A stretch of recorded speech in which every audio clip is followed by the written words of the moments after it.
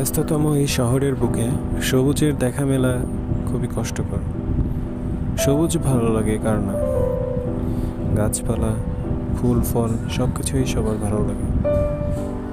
সময়ের ফাঁকে একটু ব্যস্ততম জীবনটাকে একটু রঙিন করার জন্য আমার এই ক্ষুদ্র প্রয়াস।